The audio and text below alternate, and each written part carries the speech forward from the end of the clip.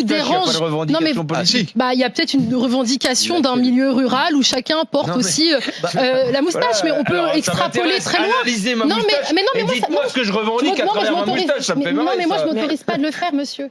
Je ne m'autorise pas du tout de faire vos choix. Enfin, je ne m'autorise pas de commenter vos choix vestimentaires. Je ne m'autorise pas de commenter votre coiffure, commenter votre. C'est des choix qui vous appartiennent. Et c'est ça, moi, qui me surprend.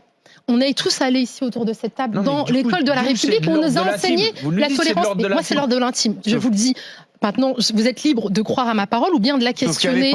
À l'époque, ou bien la questionner.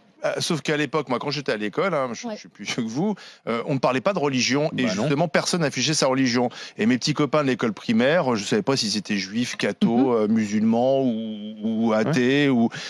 Et on est quand même maintenant, aujourd'hui, effectivement, quand même, arrivé dans une société où chacun veut à tout prix revendiquer son identité. Et son identité, on la revendique soit par la façon dont on s'habille, par la façon dont on va défendre. Mais en fait, qui a dit qu'il y avait une revendication? Mais il y a des partis politiques. Non, mais j'ai beau vous dire depuis tout à l'heure. Non, mais je vais jusqu'au bout.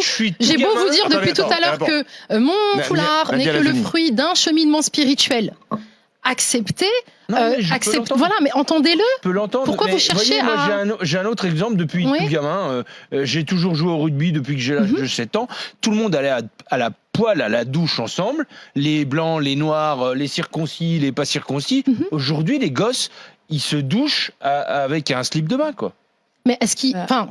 Et après, il y a quoi derrière ce cheminement-là? Moi, aux États-Unis aussi. Oui, voilà, exactement. C'est très américain. Mais est-ce que vous n'allez pas reprocher à des gens de faire le choix de cacher leur partie intime dans des douches collectives?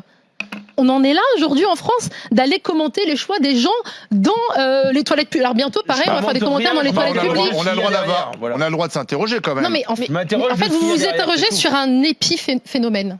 Et c'est ce que je dis à chaque fois sur les... Si, je le dis et je le redis. Je le dis et je le redis. Non, mais parce que ça va à l'Assemblée nationale. Je le disais tout à l'heure, en fait. C'est que la France, aujourd'hui, fait face à des véritables défis auxquels elle ne trouve pas de réponse. On traverse une crise sociale.